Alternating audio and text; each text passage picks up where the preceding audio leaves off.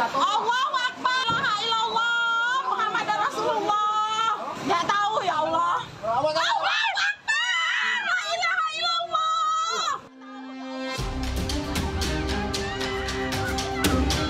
Kepulan asap hitam yang disertai ledakan saat terjadi kebakaran gudang penampungan minyak ilegal yang berkedok bengkel mobil di kota Jambi viral.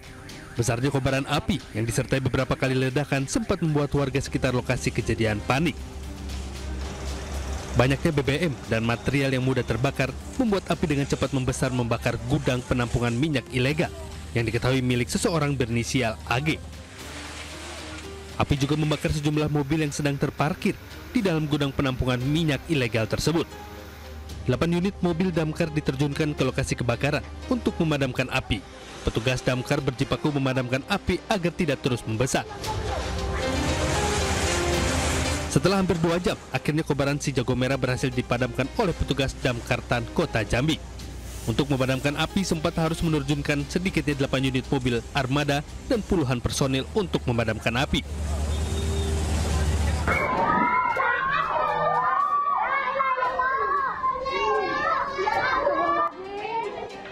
Detik-detik atap bangun ruang kelas 1 SD Negeri Kuto Renon 3 di Kecamatan Sukodono, Lumajang, Jawa Tengah, roboh.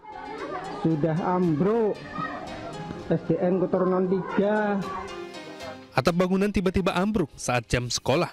Beruntung, ruang kelas tersebut sudah tidak digunakan untuk aktivitas belajar mengajar sejak sebulan yang lalu, sehingga tidak menimbulkan korban. Diduga atap bangunan ruang kelas 1 ini ambruk lantaran sudah lapuk termakan usia. Untuk sementara aktivitas belajar mengajar di sekolah tersebut dipindah ke sekolah lain agar tidak membahayakan siswa-siswi karena seluruh kondisi bangunan ruang kelas sudah tidak layak digunakan. Tim Liputan iNews melaporkan.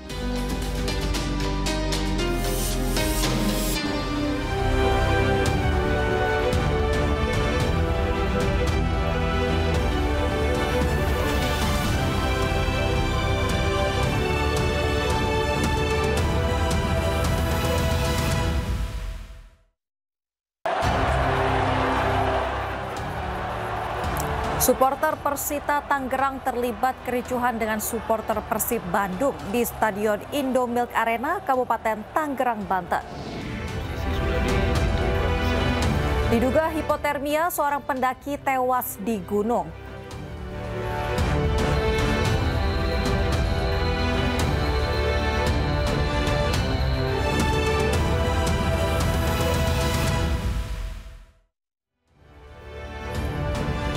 Selamat malam pemirsa, tuan rumah Persita Tangerang melawan Persib Bandung diwarnai keributan antar supporter kedua tim di Tribun Selatan Stadion Indomilk Arena Kabupaten Tangerang, Banten.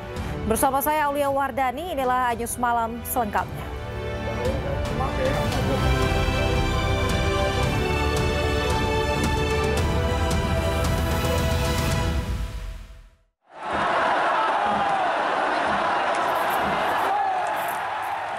Dua kelompok supporter tim Persita Tangerang dan Persib Bandung terlibat saling kejar dan lempar botol air mineral di Tribun Selatan Stadion Indomilk Arena, Kabupaten Tangerang. Namun keributan tidak berlangsung lama setelah kedua kelompok supporter mampu ditenangkan untuk kemudian keduanya saling berbagi tribun mendukung tim mereka masing-masing. Dalam pertandingan ini juga terjadi insiden setelah wasit menghentikan pertandingan selama hampir 10 menit setelah supporter menyalakan flare dan petasan serta melemparnya ke dalam lapangan. Pertandingan kembali dilanjutkan dengan skor akhir imbang sama kuat 2-2.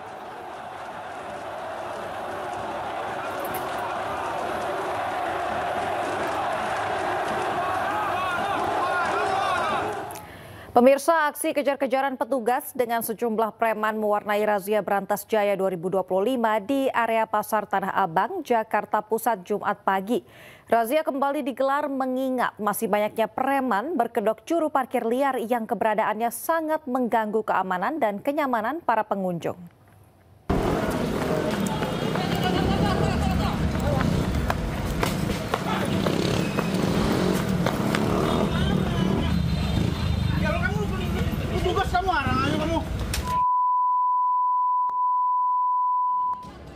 Sejumlah anggota polisi harus mengejar seorang preman yang kabur saat akan dirazia di putaran Jalan Pasar Blok A, Tanah Abang, Jakarta Pusat, Jumat pagi. Preman akhirnya berhasil diamankan petugas setelah sempat kabur ke tengah keramaian lapak pedagang kaki lima. Aksi melarikan diri juga dilakukan beberapa preman lainnya saat mengetahui adanya razia. Namun tak sedikit preman yang akhirnya tertangkap.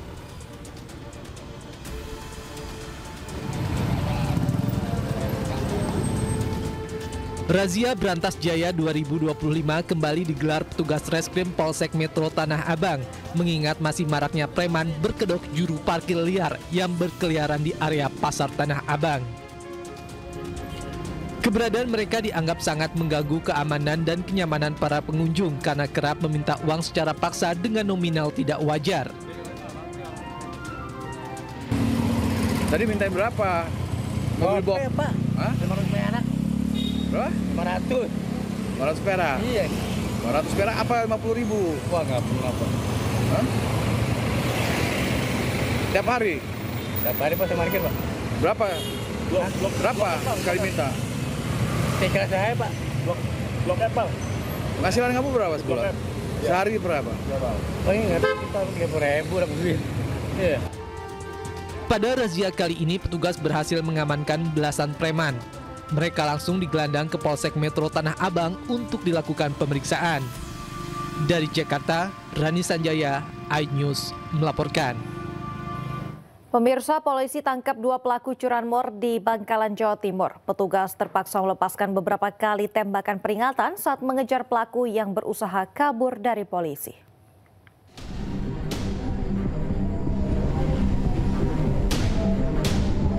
Sejumlah personil unit Opsnal Satreskrim Polres Bangkalan mengepung sebuah rumah milik komplotan pelaku curanmor di Kabupaten Bangkalan, Jawa Timur.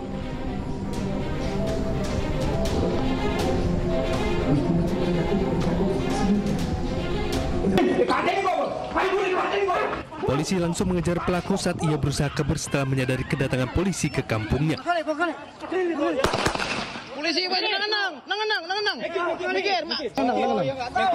Meski berhasil membekuk pelaku, petugas sempat melepaskan tembakan beberapa kali ke udara. Setelah melihat banyak warga berusaha mendekati lokasi karena mengira sedang ada perampokan.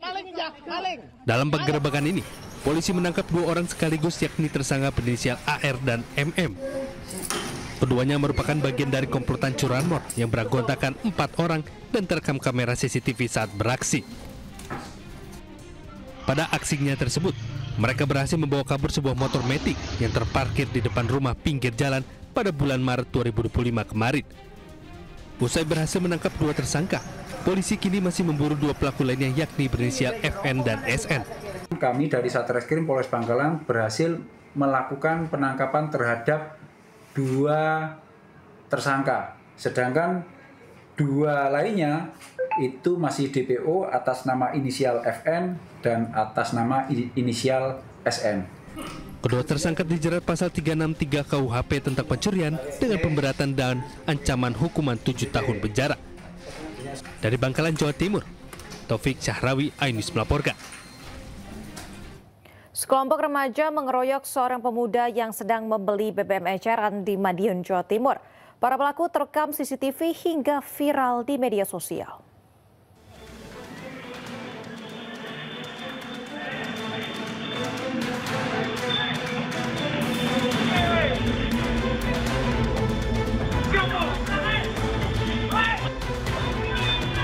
Korban bernama Alif Ivansyah bersama seorang temannya yang merupakan warga Kelurahan Manisrejo, Kecamatan Taman, Kota Madiun, Jawa Timur. Kejadian berawal saat korban sedang mengisi BBM di sebuah warung kelontong, yang kemudian salah seorang pemuda lainnya yang berada di barisan belakang kelompok bermotor turut menyambangi warung tersebut untuk membeli masker. Tak lama berselang, anggota kelompok bermotor lainnya berputar balik dan mengeroyok korban hingga menimpuk korban dengan galon air. Terus entah masalahnya apa, itu kemarin malah mampir ke sini yang temannya geng motor itu. Nanya pas saya selesai ngisi bensin tuh nanya, "Mbak, jual masker enggak?" gitu. Saya jawab iya gitu. Lah, terus pas nyampe sana itu, nyampe di depan angkringan, putar balik semuanya, malah nggak tahu, saya masuk ke dalam mengambil kembalian, ambil susunya. 15. Uangnya 15, mau ambil susu, malah tahu-taunya udah digeroyok. Rekaman CCTV ini pun viral di media sosial. Polisi pun telah berhasil mengamankan belasan orang dan 5 diantaranya telah ditetapkan sebagai tersangka. Pemeriksaan kami ini karena euforia dan fanatisme terhadap kelompok ini komunitasnya. Sehingga manakala melihat orang yang dirasa beda dengan dia dilakukan pengeroyokan ataupun melakukan tindakan yang membuat mereka jerah ataupun sampai melukai. Karena para pelaku masih di bawah umur, untuk kelima tersangka tidak ditahan dan hanya dikenai wajib lapor. Kelima tersangka akan dijerat pasal 170 KUHP tentang pengeroyokan dan Undang-Undang RI nomor 11 tahun 2012 tentang sistem peradilan anak. Dari Madiun, Jawa Timur, Arif Wahyu Effendi, iNews melaporkan. Sejumlah pria diduga preman bayaran menyatroni rumah pengusaha hiburan organ tunggal di Bandar Lampung dan mengambil paksa sejumlah alat musik bernilai ratusan juta rupiah. Perampasan ini diduga dipicu masalah hutang piutang korban. Wah.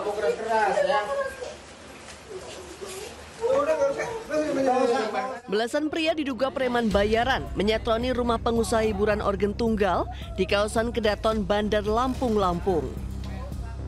Sempat terjadi perdebatan saat para pelaku hendak mengambil paksa sejumlah peralatan organ tunggal milik korban dengan nilai total mencapai 700 juta rupiah. Menurut korban, perampasan ini bukan kali pertama terjadi. Sepekan sebelumnya, para pemain bayaran itu juga mengambil paksa peralatan musik milik korban usai menggelar pentas di wilayah Kabupaten Lampung Tengah. Pengambilan paksa ini juga dipicu hutang piutang korban kepada salah seorang pengusaha restoran di Jakarta sebesar 134 juta rupiah. Korban mengaku sudah membayar sebanyak 25 juta rupiah serta berjanji akan mengangsur hingga selesai. Meski sudah terjadi kesepakatan antar keduanya, namun pengusaha tersebut justru mengerahkan preman bayaran. Alat saya dua kali diambil sama mereka, satu di rumah ini, satu di jalan di Pasgar 3 Danang, dan itu dimasukin ke daerah Kebon Jagung. Alat saya diambil dalam satu truk itu semua, jadi 2 TKP barang-barang saya diambil. Berarti kayak dibegal gitu aja Teh? Iya, bener Bang. Itu saya juga nggak ngerti itu perkara utang. Sebenarnya mereka ngambil alat di rumah aja udah lebih daripada utang gitu loh. Dan mereka ngambil lagi. Jadi aset sila yang diambil tuh hampir 700 juta Bang. Pasca perampasan, korban telah melapor ke Mapolresta Bandar Lampung. Kasus ini masih ditangani Satreskrim Polresta Bandar Lampung. Prosesnya sudah di tahap penyidikan, sudah dilakukan proses pemeriksaan terhadap pelapor, saksi-saksi juga sudah, namun ada beberapa langkah lagi yang harus dilakukan sebelum gelar di tahap selanjutnya. Sementara, para pelaku yang diduga preman bayaran sudah dikantongi identitasnya. Dari Bandar Lampung, Andres Avandi, iNews melaporkan. Aksi kekerasan kembali mencoreng dunia pendidikan. Tak terima direkam saat melakukan perbuatan tak terpuji, sekelompok siswa sekolah kejuruan negeri di Denpasar, Bali menganiaya perekam yang tak lain teman satu tongkrongan di sekolahnya.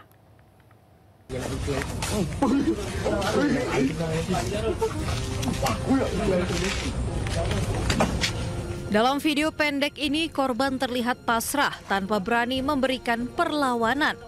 Sementara pelaku yang datang bersama teman-temannya berulang kali menganiaya korban. Menanggapi viralnya video ini, pihak sekolah langsung melakukan pemanggilan kepada siswa bersangkutan. Dari keterangan pelaku, terungkap jika aksi tak terpuji tersebut dilakukan lantaran pelaku tersinggung karena direkam korban saat melakukan aktivitas tidak terpuji di lingkungan sekolah. Kejadian itu jam 4, viral tuh sore, yang tahu, yang langsung kumpulkan staf manajemen, langsung yang hubungi pihak keluarga korban dan keluarga ini, dia langsung menyelesaikan malam itu juga. Sehingga kalau nggak salah jam 11 malam kemarin, itu sudah selesai sebenarnya di jeronya di Pemogan, orang tua korban sudah selesai. Meski kedua belah pihak menyatakan berdamai, namun pihak sekolah tetap memanggil dan memediasi kedua orang tua siswa untuk melakukan perjanjian damai di hadapan petugas Polsek Denpasar Barat. Dari Denpasar, Indira Ari, iNews melaporkan. Sebanyak 3 orang anggota TNI disandra oleh warga desa Kaligedang, Kecamatan Ijen, Bondowoso, Jawa Timur.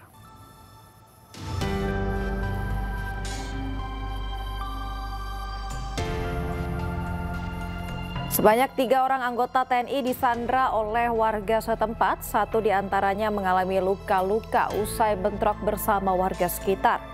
Tak hanya penyanderaan, 2 rumah asisten tanaman PTPN di 11 juga dibakar.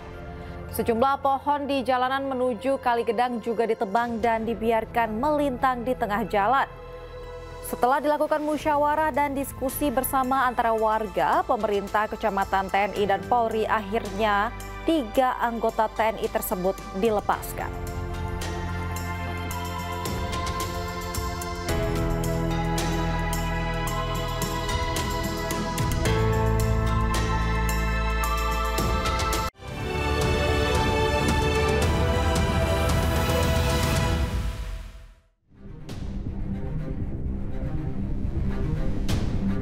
Inilah rekaman video yang viral usai driver ojek online di Makassar terlibat cekcok adu mulut hingga berujung menganiaya emak-emak yang berboncengan sepeda motor di Jalan Sungai Sadang di Kota Makassar, Sulawesi Selatan.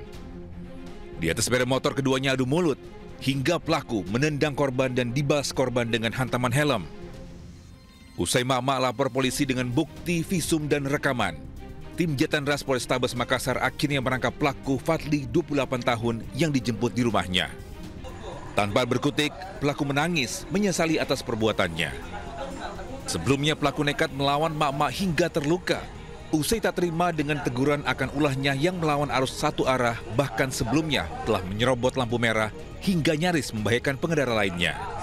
Luka yang dialami oleh si perempuan ada bekas cakar di tangannya, kemudian ada bekas luka di kaki karena keinjak, kemudian rasa sakit di bagian punggung karena ditendang.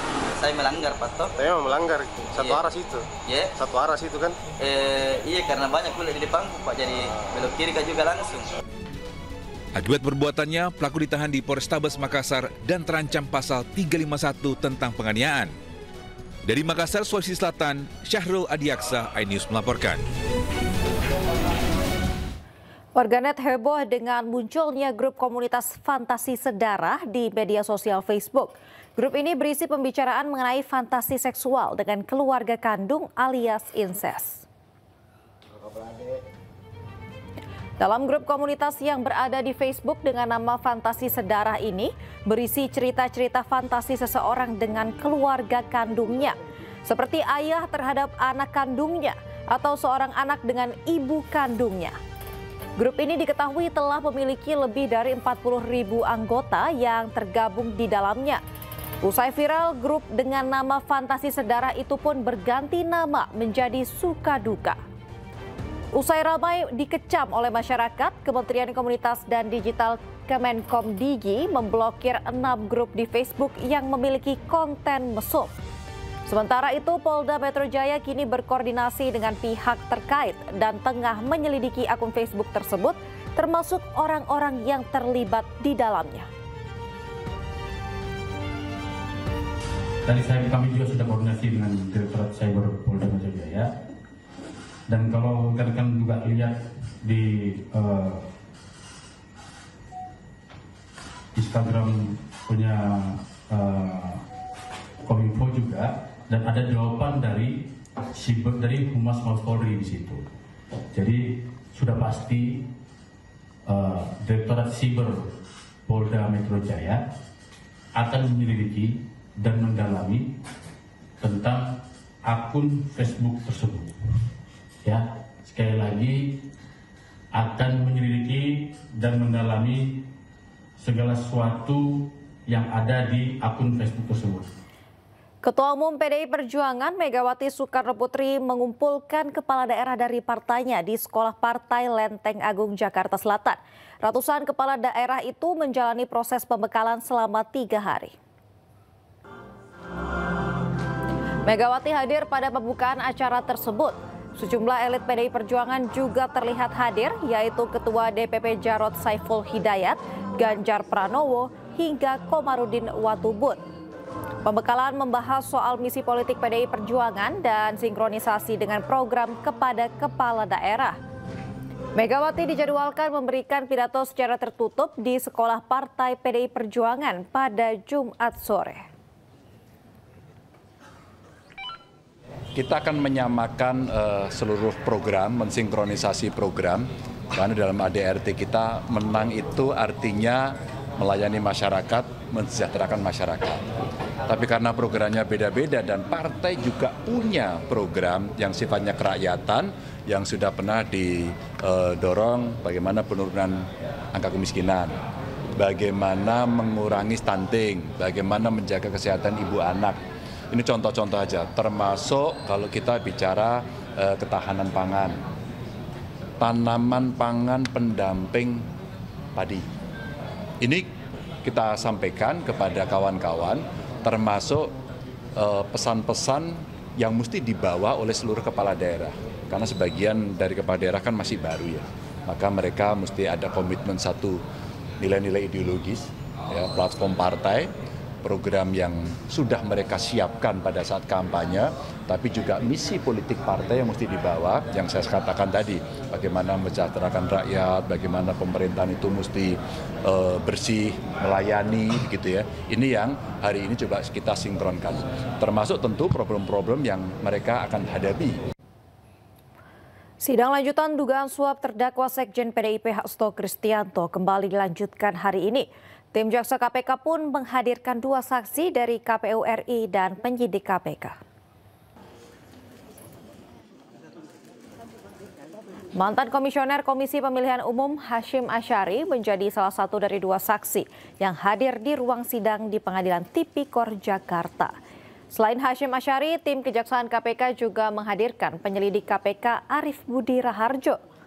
Tim Kejaksaan KPK meyakini bahwa Hasto telah terlibat suap kepada ex-komisioner KPU Wahyu Setiawan demi kepentingan penetapan pergantian antar waktu mantan caleg PDIP Harun Masiku.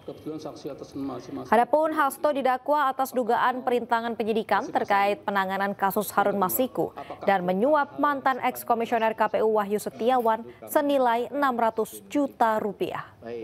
Kalau misalkan itu sudah terjadi. Dari saudara saksi bernama Arief menyampaikan bahwa sudah mengetahui titik dari Harun Masiku, tetapi tidak mau diumbar. Padahal ini di persidangan yang terbuka ini. Itu menjadi pertanyaan kami. Kenapa? Karena ini kami coba untuk mengkaitkan dengan pernyataan komisioner sebelumnya yang menyampaikan sudah mengetahui titik berada Harun Masiku. Dalam waktu beberapa hari akan segera menangkap, kalau nggak salah 7 hari pada saat itu menyampaikan. Nah ini menguatkan bahwa kenapa Harun Masiku sampai sekarang tidak ditangkap. Hanya 2 kemungkinan. Yang pertama untuk menjadi sandaran politik, untuk menyandra terhadap kasus-kasus yang disasar untuk kepada PDI Perjuangan. Yang kedua, memang ya KPK dalam hal ini tidak bekerja secara profesional, hanya menyampaikan kepada publik. Dan ini semakin menguatkan bahwa kasus ini adalah kasus dengan muatan politik.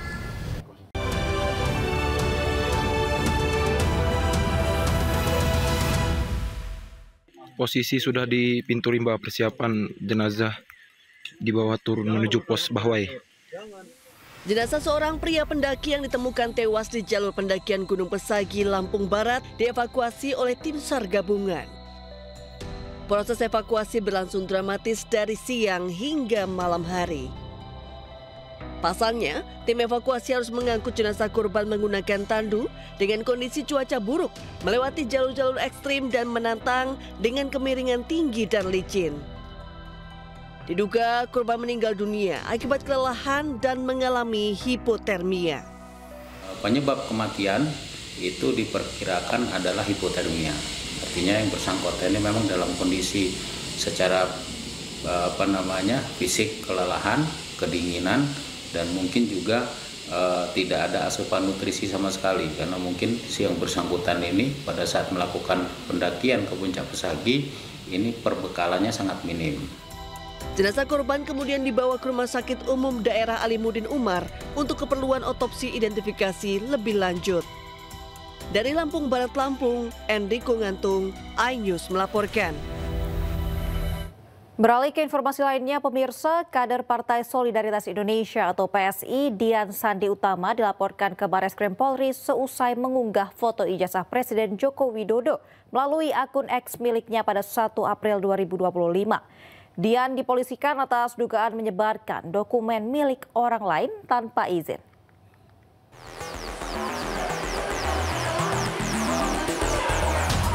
Dian Sandi Utama, kader PSI, dilaporkan oleh Profesor Yusuf Leonard Henuk, seorang dosen Universitas Sumatera Utara. Dian Sandi Utama dilaporkan dengan dugaan pelanggaran tentang informasi dan transaksi elektronik ITE karena mengunggah foto ijazah Presiden Joko Widodo melalui akun X miliknya pada 1 April 2025. Saat ditemui di Semarang, Dian Sandi Utama mengaku belum mengetahui kebenaran laporan tersebut. Namun sebelum mengunggah foto ijazah Jokowi, ia telah melakukan riset dan didasari niat baik untuk meluruskan asumsi liar di publik terkait isu ijazah Jokowi.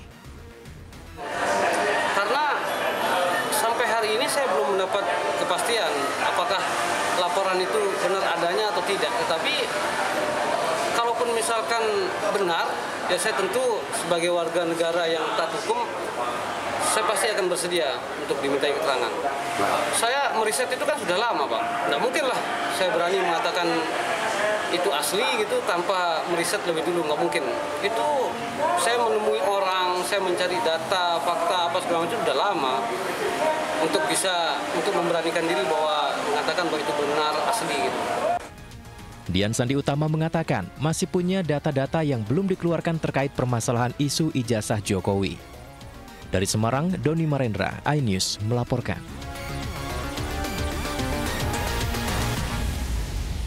Sementara itu, pemirsa, pensiunan dosen Fakultas Kehutanan Kasmujo yang sebelumnya diduga kuat merupakan pembimbing skripsi Jokowi justru membantah hal tersebut. Dirinya menegaskan bukan pembimbing skripsi dan tidak pernah melihat langsung ijazah Joko Widodo.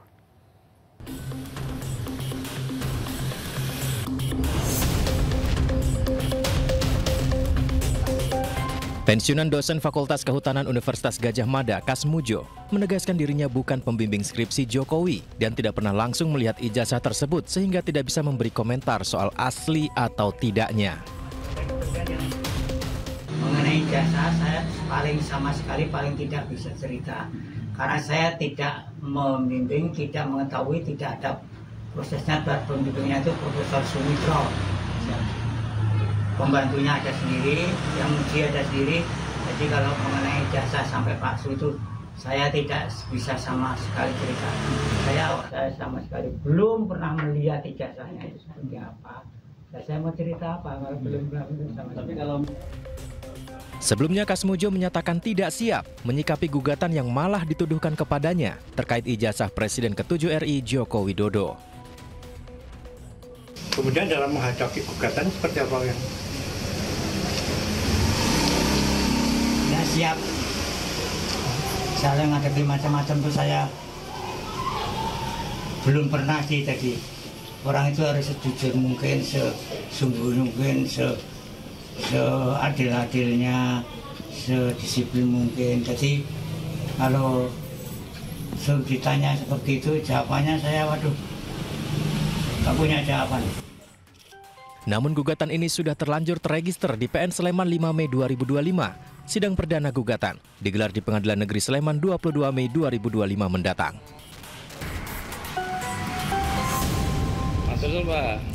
Partai Golkar merespon pernyataan Presiden ke-5 Megawati Soekarno Putri yang menyinggung soal ijazah Presiden ke-7 Joko Widodo. Wakil Ketua Umum Partai Golkar Idrus Marham mengatakan hal tersebut tidak perlu untuk dibesar-besarkan. Presiden ke-5 Megawati Soekarno Putri menyarankan kepada Presiden ke-7 Joko Widodo untuk menunjukkan ijazahnya agar tak berkepanjangan. Merespon hal ini, Wakil Ketua Umum Partai Golkar Idrus Marham mengatakan bahwa terkait ijazah Presiden ke-7 Joko Widodo dapat diselesaikan secara baik-baik. Idrus menilai masalah tersebut tak perlu dibesar-besarkan seakan-akan masalah nasional. Dirinya menyebut yang terpenting saat ini ialah melakukan penataan sistem politik dan sistem ketatanegaraan. Saya kira bagi kita janganlah jadi masalah-masalah yang bisa selesaikanlah dengan baik, jangan jadi masalah, apalagi diangkat masalah seakan-akan masalah bangsa, masalah nasional. Udahlah, kita fokus pada bagaimana penataan sistem politik, sistem ketatanegaraan, sistem kepartaian, sistem kepemiluan. Nah, dari situlah kita akan melahirkan ya kader-kader bangsa yang diproyeksikan akan memimpin bangsa ini ke depan. Pernyataan Ketua Umum PDI Perjuangan Megawati Soekarno Putri soal ijazah tuai sorotan. Solidaritas Merah Putih mengatakan pernyataan Megawati menyasar Joko Widodo. Nah, supaya apa? Ini benar pinter atau ngerepek iki. Orang banyak tuh sekarang gonjang-ganjing urusan ijazah bener apa enggak. Presiden kelima Republik Indonesia, Megawati Soekarno Putri, ikut berkomentar soal tudingan ijazah palsu Joko Widodo. Hal itu disampaikan Megawati dalam acara peluncuran buku di Badan Riset dan Inovasi Nasional. Nah, supaya apa? Ini benar pinter atau ngerepek iki. Orang banyak tuh sekarang gonjang-ganjing urusan ijazah bener apa enggak. Lah kok susah amat ya?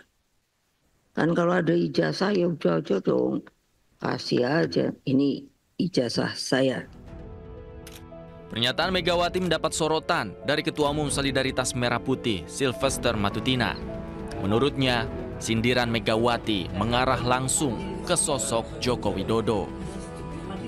Ya mau siapa lagi kalau masalah ijazah itu, walaupun dibantah ya tetap masyarakat tahu, walaupun tidak menyebut nama, ya kan, pastilah mengenai ijazah Pak Jokowi ya. Tapi kalau mau dibantah ya silakan saja, itu hak-haknya teman-teman PDIP ya. Kita juga nggak bisa melarang mereka membantah atau Ibu Megawati tidak boleh ngomong itu hak-haknya mereka aja. Meski demikian, hal itu dibantah oleh juru bicara PDI Perjuangan Aryo Seno Bagaskoro. Menurut Seno, Megawati tidak menyebut nama siapapun saat bicara soal ijazah. Tentu saja Ibu Mega menyampaikan hal-hal yang sedang berkorelasi dan berkaitan dengan apa yang di mana beliau sedang berada pada waktu itu di BRIN. Itu nggak ada di dalam pidato Bu Mega itu beliau menyebut nama siapapun. Tidak ada beliau kemudian menuduh atau menyebut satu tokoh siapapun. Megawati juga menyebut persoalan tudingan ijazah palsu bisa diselesaikan dengan mudah, yaitu cukup menunjukkan ijazah aslinya saja. Tim Liputan iNews melaporkan. Beralih ke informasi lain, pemirsa, Gubernur Sumatera Utara Bobi Nasution curhat soal Sumatera Utara menjadi juara kasus narkoba di hadapan Wakil Presiden Gibran Rakabuming Raka. Menanggapi curhatan Bobi, Gibran menyarankan agar Bobi mengikuti jejak Gubernur Jawa Barat Deddy Mulyadi dalam membina anak muda yang bermasalah.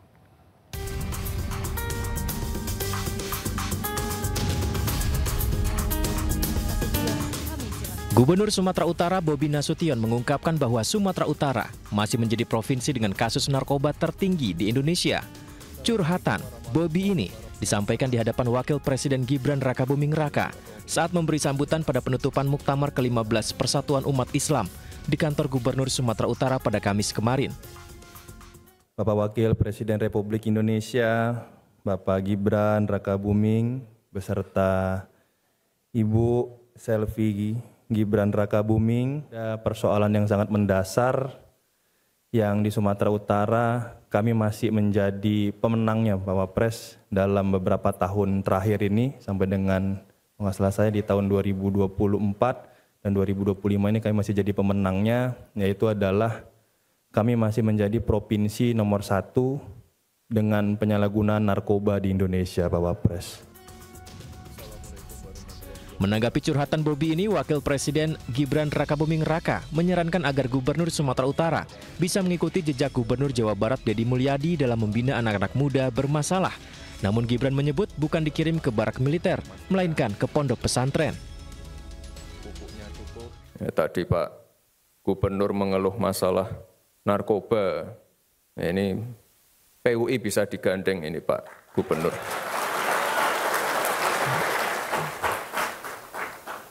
Mungkin ada gubernur Jawa Barat yang mengirim anak-anak bandel ke barak, ini bisa dikirim ke pondok-pondok pesantrennya PUI mungkin.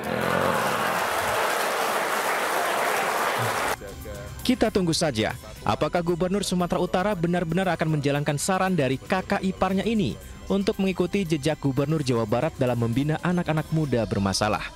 Tim Liputan iNews melaporkan.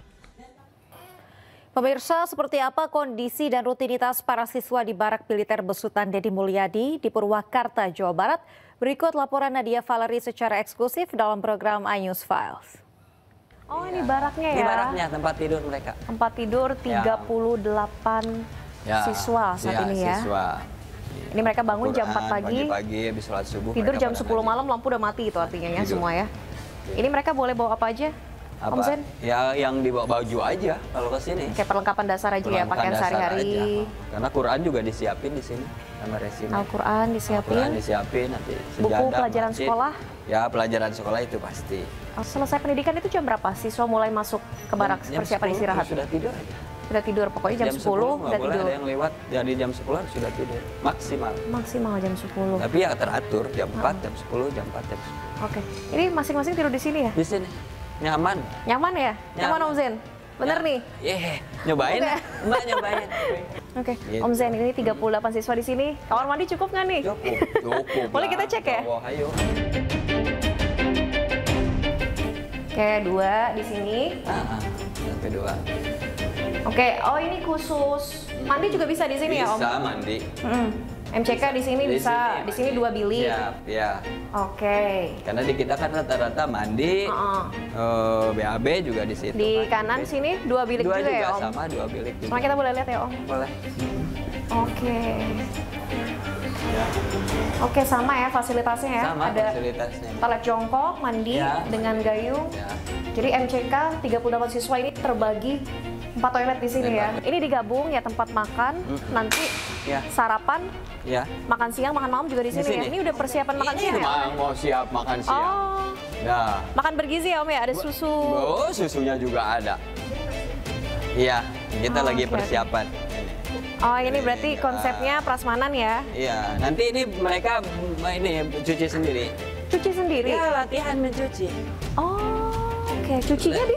Iya, di tempat pencucian. Ada tempat pencucian? Mereka nyuci baju aja sendiri. Oke, jadi ngambil makan, nanti masing-masing cuci piring sendiri. Tanggung jawab masing-masing ya? Baju yang habis dipakai juga dicuci sendiri. Tadi kan siswa masing-masing tanggung jawab piring, cuci sendiri. Cucinya langsung di mana berarti? Langsung di sini tempat cucinya. Ini juga baju nyucinya di sini. Oh, oke. Oh, ini ya? Iya. Yang ada ember ini ya Om ya? Ini buat nyuci piring, nyuci baju, nanti jemur sendiri, benar-benar ngelatih. Ya minimal mereka jadi bisa nyuci baju, mereka bisa bangun pagi, mereka muncul rasa tanggung jawab, rajin ibadah, nggak nurut sama orang tuanya, nggak membangkang, itu.